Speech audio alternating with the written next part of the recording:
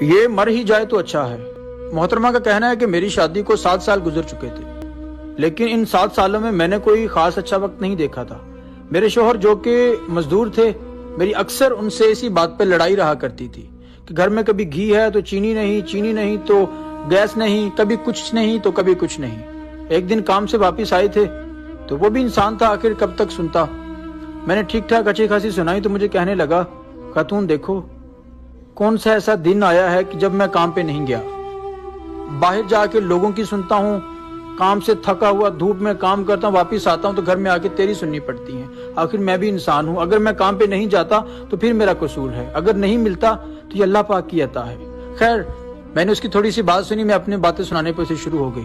وہ خدا کا بندہ چپ چاپ میری سن کے سو گیا۔ صبح کام کے لیے اٹھا تو کام کے لیے نکلنے لگا، میں جو کہ غصے میں تھی، جیسے وہ گھر سے باہر نکلا تو میں نے کہا اس زندگی سے اچھا یہ مر ہی جائے تو بہتر ہے۔ تھوڑی دیر گزری تھی، میں کپڑے دھو رہی تھی، بیٹھی تو دروازہ کھٹکھٹایا۔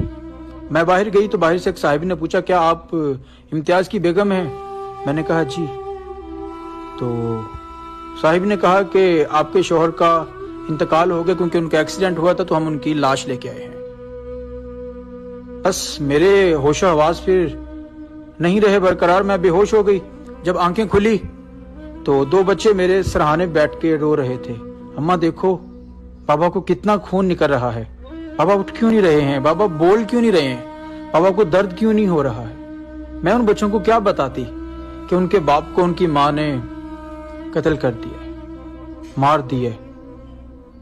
تدفین ہو چکی تھی، کچھ ہی دن گزرے تھے کہ مالک مکان نے آ کے دروازہ کھٹکھٹایا، کہنے لگا محترمہ کرایہ دے دیجئے۔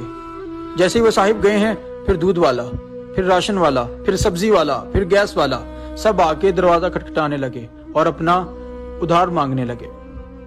پھر سمجھ آئی کہ وہ کیسے پوری کیا کرتا تھا، اور مالک مکان نے کچھ دن کا ٹائم دے کے ہمیں گھر سے نکال دیا، گھر ہم سے خالی کروا لیا گیا، اور آج میں ذلیل و خوار ہو کے رہ گئی ہوں، زمانے کے دھکے کھا رہی ہوں۔